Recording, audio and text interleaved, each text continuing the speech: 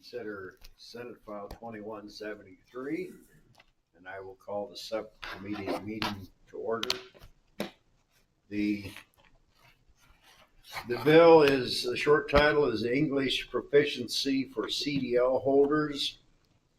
The bill requires the Department of Transportation to examine the English proficiency of each person who applies for a CDL or commercial learner's permit. The person must meet the standards of English proficiency set in, I guess this is a federal code, CFR 391.11. DOT shall not issue the CDL or learner's permit unless proficiency is met. The examen may be taken multiple times subject to availability, and it must be a computer-based format. It also prohibits the commercial motor carriers from employing or engaging the services of a driver who is not sufficiently proficient in English. And then there are violations, civil penalties set, and so forth.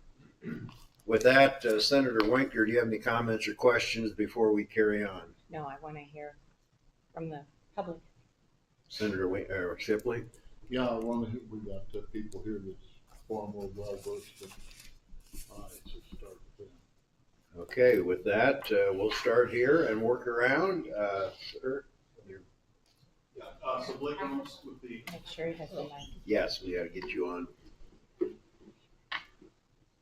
Blake Gromas with the Iowa Motor Truck Association. This is a bill that we brought forth in consultation with the Department of Public Safety and the Department of Transportation this year. Roadway safety and protecting the integrity of our workforce is a top priority for the Iowa Motor Truck Association. And over the last 3 to 5 years, we've unfortunately seen significant degradation of the professionalism and quality of drivers that are on our roadways, as well as the unvetted carriers who are employing these individuals. We've very unfortunately seen many recent and very public examples of crashes involving commercial motor vehicles driven by individuals who cannot speak, read, or understand the English language as provided or required by federal regulation. Just last week, 4 men in Indiana were killed when their vehicle, and a 5th was critically injured when their vehicle was hit head-on by a truck that swerved into their lane, driven by an illegal immigrant who could not satisfy the federal ELP requirements. Unfortunately, there were few, if any, consequences for these unsafe drivers over the past decade due to a 2016 FMCSA memo that removed the requirement for law enforcement to place drivers out of service for violating ELP standards.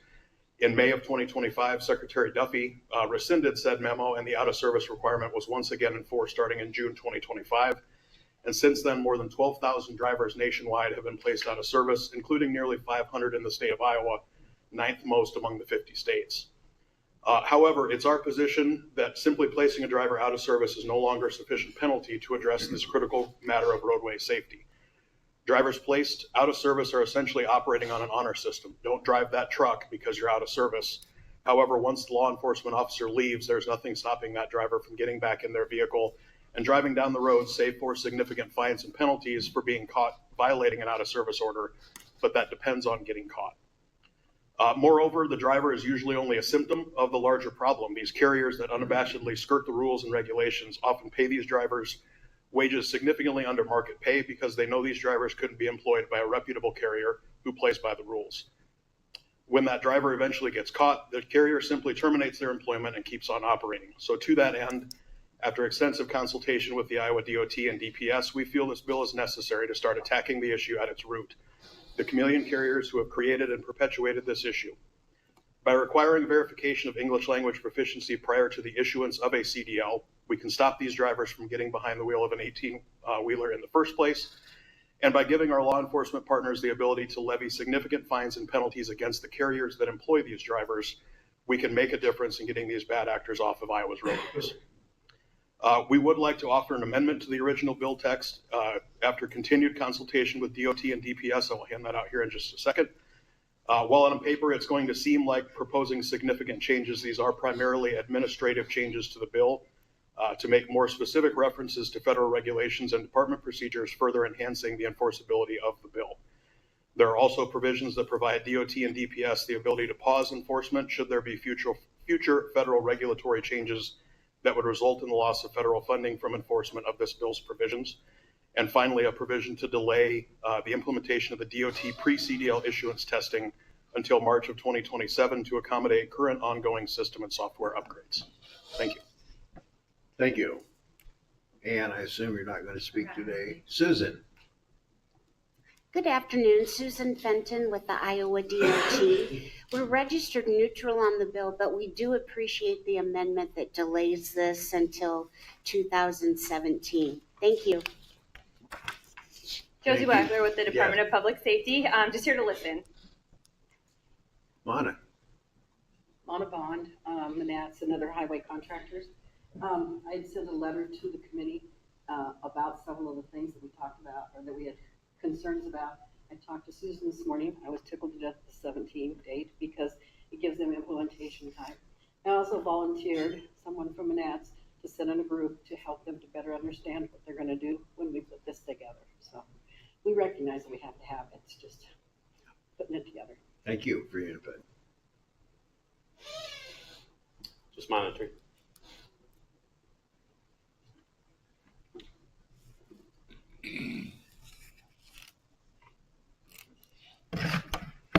I guess that's it for those in the room. Unless I'm missing someone, raise your hand. How about online? Do we have any participants who want to speak to the bill online? Raise your hand electronically. Seeing none, I guess we're finished with comments from the public. So now I go to my colleagues. Senator Winker, do you have any observations or questions? I need some clarification, and would you allow me to ask you some questions? So I served on the committee the subcommittee in regard to CDL licensing and human trafficking education, and it was my understanding that in order to receive a license in Iowa, you had to be English proficient. There is a clause there. So I'm trying to figure out who we might be identifying as not being proficient, and are they licensed out of state? Where is the issue? If we don't give a license to individuals who have not been English proficient, who is this targeting?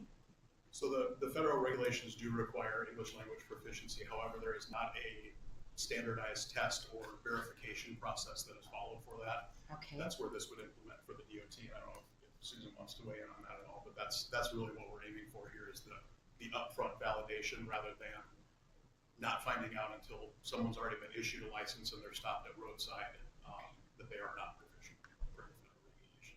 So there's no identification with that driver who goes to the DOT that they are English language proficient.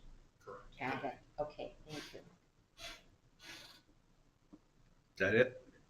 Senator Yes, Shipley. Well, thank you. I think sometimes we've had issues with, and let's just face it, the not proficient in English are probably going to be immigrants.